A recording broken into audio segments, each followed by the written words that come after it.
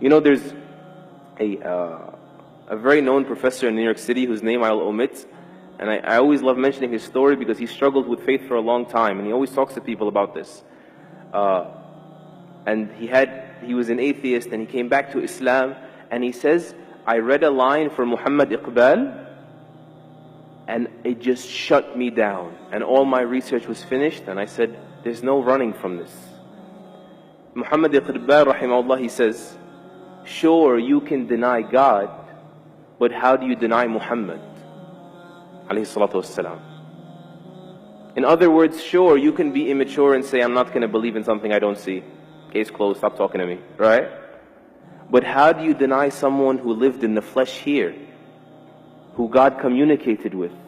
How do you deny the reality of Muhammad sallallahu alayhi wasallam? How do you explain that? We need to revisit that.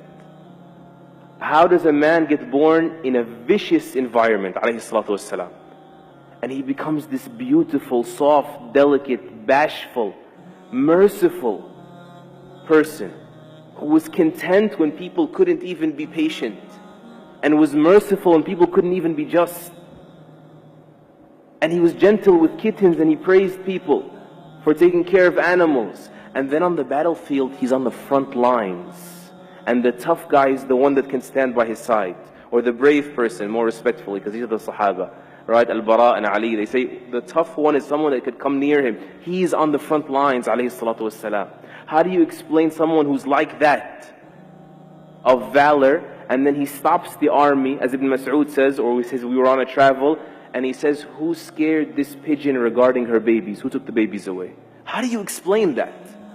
How do you explain the only person in human history that has ever removed racism from society successfully?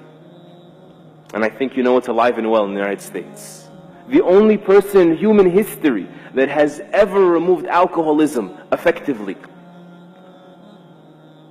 that has suffocated the institution of slavery until it dwindled and people benefited from their freedoms and enjoyed them. How do you explain that he, alayhi salatu wassalam, becomes the most influential figure in human history? Alayhi salatu wassalam. How do you explain that?